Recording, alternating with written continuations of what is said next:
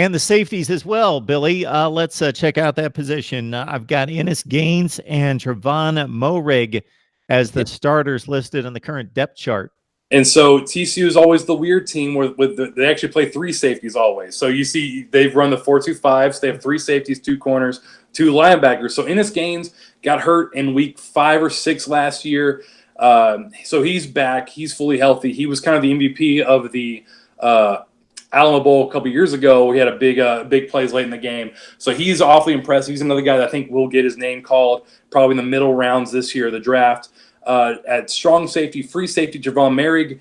He was a true freshman last year, but he's another guy that after being in camp for a month, Gary Patterson basically anointed him as a starter. He doesn't do that very often with safeties especially, or with players in general. So he's really high on what Trevon Moehrig could do, number 17 at free safety.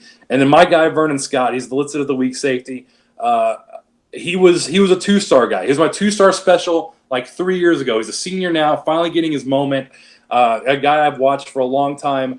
6'2", 206, good size. He can always fly. That's going to be the key for this team, I think. They're getting back some experience at Ennis Gaines and Vernon Scott, who had to play a lot last year due to injuries.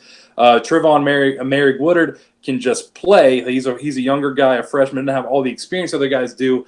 But getting the experience back with Gaines and Scott, even though Scott is a first-year starter and Gaines missed most of last season, this is a secondary that you can trust. Gary Patterson always says if you have experience in the secondary, you force a lot of turnovers. They're having 2 senior corners, and Julius Lewis and Jeff Gladney, who will both be, again, Gladney will probably be a 2nd-round pick. Lewis probably a 6th or 7th-round pick in the draft this year. These guys can just fly. They can absolutely fly. They can cover anyone in the Big 12, play with anybody in the Big 12. This defense is loaded. I'll keep going back to it. And they return all their 5 offensive linemen. If they had a quarterback that you knew could play, this team is one of the best in the country, but you don't know about quarterback. I love the safeties. I love the safety group. I think it's very talented, incredibly strong. There's a staple. It's going to be a great Gary Patterson defense. Look out for that this year. You might win some games 6-3 in the Big 12 because we don't know about the offense, but the defense is going to be amazing. And as you well know, Billy, there's not a soul in America that's going to pick anybody but Oklahoma or Texas to win the Big 12. It's going to be about 80% Oklahoma, about 20% Texas. So if I'm reading this right, I could jump on the TCU bandwagon. I could make my prediction, and if I get it wrong, who cares? But hey, if I pull through, it's all because of you, and I'm going to be the one guy that's going to say, hey, I picked TCU. I'm trying to make you some money this year, all right? So I'm not dumb. So I'm going to pick Oklahoma to win the conference. That just makes the most sense. You're just replacing a Heisman Trophy winner with a Heisman Trophy winner with a national champion at quarterback. Like Jalen Hurts is going to be a star. They're going to be really good. TCU has to go to them this year, if I'm remembering the schedule right. Yeah, they go to Oklahoma. No, Oklahoma comes here this year. So maybe they'll be no, they go there. I'm going back and forth on all the years.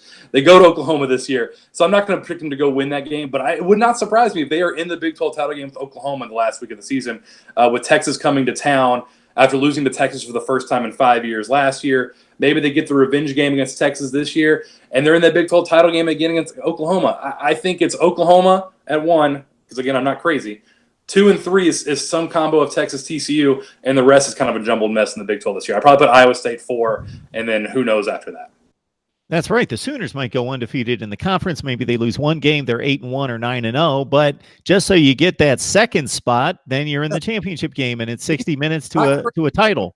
Someone's thinking over here. Not crazy to say they're in the Big 12 title game this year, I don't think. Very interesting. Good stuff from Billy Wessels from TCU's Rivals platform, Purple Menace. So check him out right there. Billy, would always love to have you back. Anytime, my man. Just let me know.